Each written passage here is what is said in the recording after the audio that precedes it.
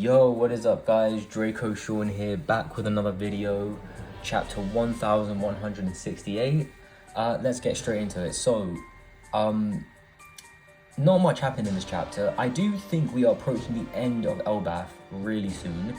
The end of this flashback, I would say, really soon. Not much happened in this chapter, I would say. I'll go through. I want to save Harold for later because I do know he's a big talking point right now in the community, so I want to save him for later. But in terms of Ida, so Ida's dead. Now, I was thinking personally she would be alive, but then I think about it. It's Oda. He's got a track record. Mums are always on the chopping block. It is what it is. But yeah, Ida's gone. Really sad. I think what makes it sad is we didn't get a scene between Ida and Loki, especially after Loki's declaration last chapter. So I think that's more heartbreaking, I would say. And then obviously it was good to see Ida have a moment with Harold. Again, it's one of those things where it's like, I think Oda, you could tell, was rushing this a little bit. I think he was. I think he could have maybe dragged this out. I don't think he had plans for Ida to be alive, but I mean, nothing we can do. It really is a shame, but this is Oda's track record, so there's nothing we can do. R.I.P.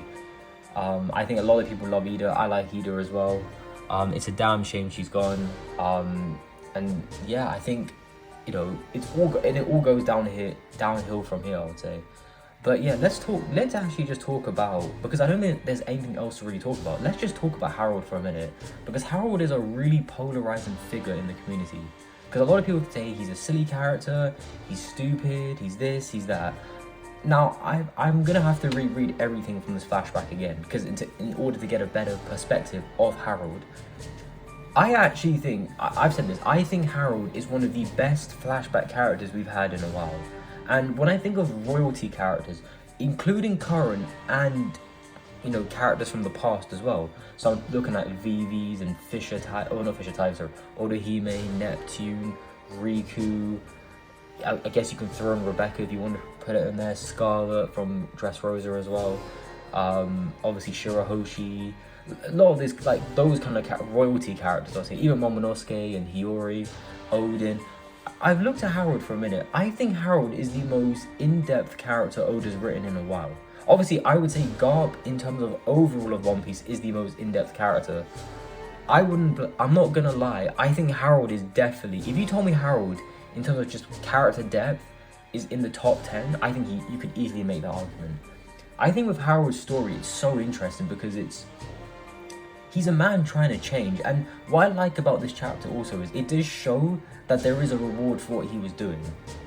The people of the world are actually coming not to fear giants, which is, that's exactly what Harold wanted. That's exactly what Harold wanted. So in a sense, this partnership with the government has, you know, it has worked out for him. At the same time, obviously, because the thing is, a lot of people say like, oh, why are you joining the world government? We know they're bad, we know they're evil, we know they're this, we know they're that. And I thought about that thing and I was like, hold on a minute. We know this as viewers, yes. As readers, we know the world government are corrupt. It's not as if Harold has his information in front of him, you know what I mean? Like, and obviously now, looking at what happens in this chapter, he should have listened to Rox. Obviously, Rox was correct. Rox wasn't wrong. I think most of us knew that. But the thing I always said in that was, I think I'm going to save Harold for another video and his relationship with Rox, because I think it's really fascinating. But one thing I will say is, Harold got it wrong, yes. But again, Rox is also a pirate. How does Rox have this information? And one thing that I'm surprised this wasn't revealed was, why didn't Rox tell Harold about Emu? Because remember, this is the thing I found really interesting, was Rox was one of the few people in the world that knew about Emu's existence. And this is something that even Celestial Dragons don't have. Rox had this info. He was roaming around the seas. Now, he didn't tell this to his crew from what we know, and he didn't even tell Harold, which I found really interesting now looking at it, because obviously Harold is shocked when he sees Emu for the first time, and he's like, there's a king? So that rules the entire world, who sits on the empty throne? He's like, what? I couldn't believe that. So I'm a bit disappointed that Rox didn't tell him. And also, again, Harold is a very naive character. I think a lot of people I've seen compare Harold to Odin. And you know, the one thing I've said is, Odin, for me, my problem with Odin is Odin's choices led to Wano country being enslaved for 20 years. That happened. That did happen. Let's not get twisted here. Odin's actions affected Wano. It did. They did. He could have stopped Kaido. He could have stopped Orochi easily. He could have done, well, no, maybe not Kaido, but he would have definitely been able to stop Orochi. And at the end of the day, in terms of Kaido himself, Kaido even stated that Odin could have stopped Kaido potentially. That was kind of implied. But Odin didn't act at the time. He acted too late and it cost him his life. With Harold, my thing with Harold is Harold's choices and all his moves he's made are going to impact him, not his country. And that's the difference. Because even to this day, the world government curse Harold to this day because he did something that prevented them from taking over Elbaf at the time.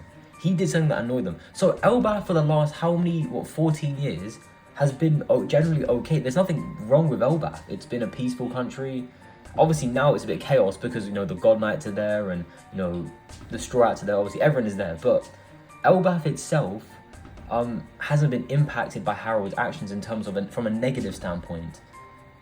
So I think that's a really big point to make between the difference between Odin and Harald. And I just think Harald is a way more in-depth character. And I think the choices that Harald make, I can actually relate. I can relate to that. I can. I think this is what makes him such a really unique character. I think this is why I say for me, he's one of the most unique characters and one of the most in-depth characters that Oda's written. I like Harald. I think by the time this is over, I think he will be in one of my favorite flashback characters. I think he will be. I think his storyline is tragic. He's a good man. Yes, he is a bit naive. I think he's definitely naive. And you've even seen this chapter, what I found interesting when he's in his conversation with Ida, he mentions about completely removing his traditions and culture. And I was like, okay, maybe that's going a bit too far. And I think that's one of his incorrect choices. Yes, they do need to change a bit of their culture. Because obviously the stuff that Elbaf was doing back in the day was crazy. They were ruling the seas. They were causing chaos. They were the big dogs before the pirates, like the human pirates like Rox and Roger and Whitebeard and all these other guys came through. These guys were really ruling the seas. So I look at it from that point of view, and I understand Harold's actions. I completely understand it. And in this chapter, his fruits are paying. He's getting a reward. He's getting what he wants basically. Like the people of the world are starting to not fear giants. And that's exactly what he wanted. Now, I think what I would say is he's going too far in terms of the peaceful route. That I can agree with. But at the same time, because all he needs to do is he needs to balance between his warrior's pride and creating peace at the same time. That's what he needs to do. But what he's done is he's completely gone in the other direction and be like, I just want peace.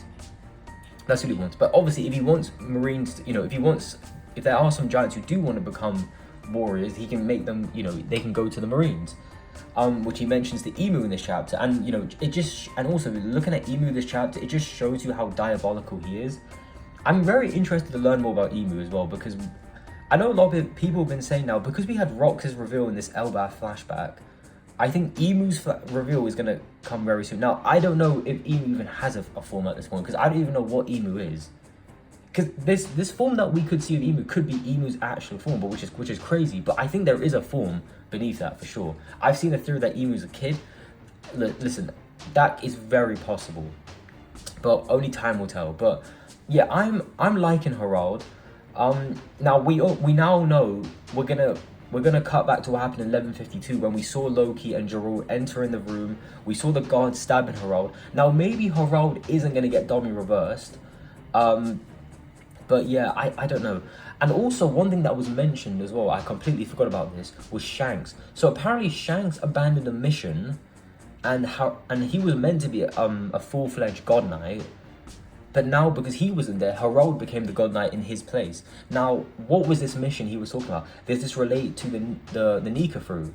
And, if that's the case, because remember what Shanks said to Gaban? Shanks said he needed to speak to Harald before something happened. Shanks knew something was going to happen. Now, I don't know what that was. Maybe he wanted to warn Harald before becoming a God Knight. Maybe he wanted to tell him about something specifically with Elbaf that he found out about. Maybe Shamrock told Shanks. I think, what's interesting is, I wonder if Shanks knew that this was going to happen, and that's why he ran away. Because maybe he knew that if he became a God Knight, he'll be bonded to Emu. And this could also mean that Shanks might know about Emu. But then the real question is, how would he know about that? I'm going to assume maybe that Shamrock told Shanks. Again, I think Shamrock's a character that we're going to learn more about. And I think, because I don't think he's going to be like Garling. I don't think he is going to be like Garling. I think there's definitely going to be more to him for sure. But, because I think Shamrock might have warned Shanks and told him, listen, when you become a God Knight, this is going to happen to you. You're going to be bonded to this one true God in Emu. And I'm giving you a heads up now that, you know, if you do become a God Knight, this is what's going to happen to you. So when Shanks heard that, he's like, yep, I'm out of here. And I think maybe that's what he wanted to warn Harold about. Or maybe there was something else. We don't know. But we can see in this chapter, Harold is literally now Emu's servant. And this could imply with most of these God Knights now, that a lot of these God Knights maybe at the time when they signed this contract with Emu, because literally it's doing a deal with the devil himself. So it's implied that most of these God Knights are potentially bonded to Emu as well. And we could see potentially some of these God Knights maybe trying to turn on Emu maybe. Like, I think Gonko could be one of them as well. Gonko could be one of them.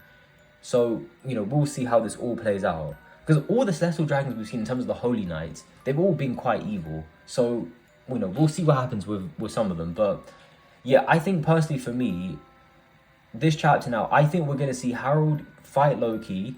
We know that Shanks and Gaban are also on Elbaf at the time, so they're probably going to turn up to the castle as well. We know someone's going to steal the Devil Fruit.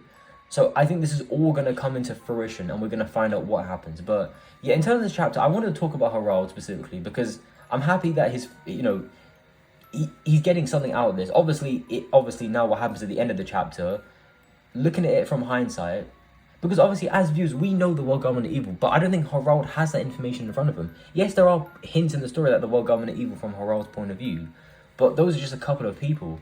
In terms of the actual world government itself, the world government is needed. The problem is with the world government is, it just got corrupt individuals. That's the only problem. But anyway, yeah, I think this chapter was okay. It was quite a short chapter. We're on break next week, so I might actually do another video actually talking about some of the other stuff that I wanted to get off my chest. But yeah, overall decent chapter. Let's see how it plays out. But yeah, don't forget to like, comment, and subscribe. Peace out. Have a good day.